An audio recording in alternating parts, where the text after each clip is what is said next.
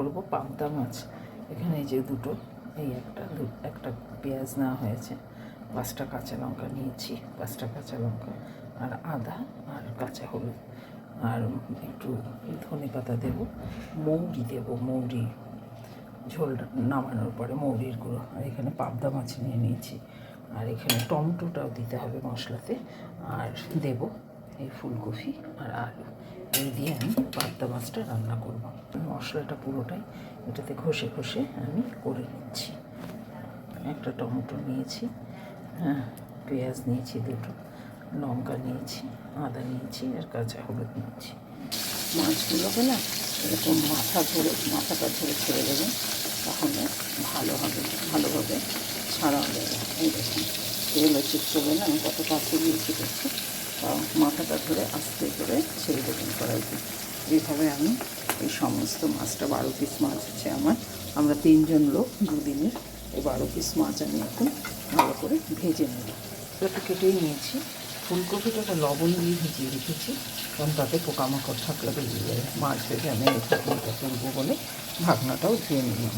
এখন মাছগুলো ভাজা হয়ে গেছে। আবারও আমি দেখুন এরকম মাথা ধরে একদম কড়াইয়ের সামনে হাত দিয়ে ছাড়ছি, কিন্তু কোনো ভয় নেই। ফিরতে বলছি, আমি আস্তে আস্তে ছাড়ছি। একটু কমিয়ে দেবেন দরকার হলে, এখানে গ্যাসের নখটা কমিয়ে দেবেন। এরকমভাবে আস্তে আস্তে ছেড়ে দিলাম। কড়াই কাছে হাত নিয়ে গেছি, তাতেও কিন্তু তেল ছিটে দেয়নি। অনেক বাচ্চা কাচ্চা আছে, অল্প বয়সী মহিলা আছে, তারা ভয় পায়, সেই জন্য তাদের উদ্দেশ্যে বলা। এখন আবারও মাছগুলো উল্টে দিলাম। এখানে 4 পিস ভেজেছি, আরও 4 পিস ভেজে তুলবো। বাকি মাছটা এটা হয়ে গেলে এটাও দিয়ে দেবো। এভাবে পুরো মাছটাকে আমি আগে ভেজে নেব। এদিকে মাছে আলু দিয়ে দিলাম, দেখুন আলুগুলো ভাজা হয়ে গেছে। এবার আমি মাছের সঙ্গে শুধু আলু দিচ্ছি না, দিচ্ছি কফিগুলো দিয়ে এগুলো আমি ভেজে নেব। ফুলকপি আলু ভেজে তুলে রেখেছি। এবার দেখুন মাছটার মশলাটাকে একটু চেষ্টা করছি, মশলাটা একটু সাঁতলে নেব। জল দিয়ে মশলাটাকে ঢেকে দিই, মশলাটা একটু বসে কষুক। বেশি তেল খাওয়া তো ভালো, জলটা কমে আসলে আবার একটু দিয়ে দেবো। মশলাটা মোটামুটি পেস্ট হয়ে গেছে।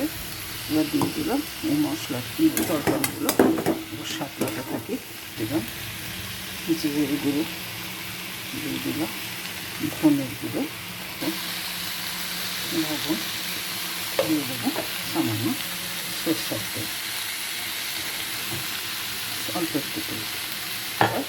সাঁতলে বসিয়ে দেবো, সাঁতলে ঝোল দিয়ে দিলাম ঝোল, 2 বেলার 2 দিনের। এবার ঢেকে দেবো। দিলাম এবার মাছগুলোকে,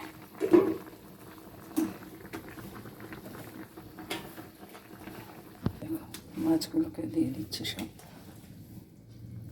একটু রাখবো। এটা হচ্ছে মৌরি, এই দেখুন মৌরি, আমি একটু মৌরি গুঁড়ো নিয়ে নিলাম। এটা ঝোলের মধ্যে দিয়ে দেবো, তাহলে খেতে খুব স্বাদ হবে। মৌরিটা ঝোলে দিয়ে দেবো, মাছের ঝোলে। এটাকে আমি ভেজে গুঁড়ো করে কাচের বয়ামে রেখে দিই। এবার দিয়ে দেবো মৌরির ঝোল, তারপর নামিয়ে নেব। আপনারা এভাবে করে খেয়ে দেখবেন, মৌরির যে ভাজা মৌরির গন্ধটা খুব সুন্দর, ঝোলের টেস্টটাই চেঞ্জ হয়ে যায়। আমি এবার নামিয়ে নেব। হয়ে গেল আমার পাবদা মাছ ফুলকপি আলু দিয়ে।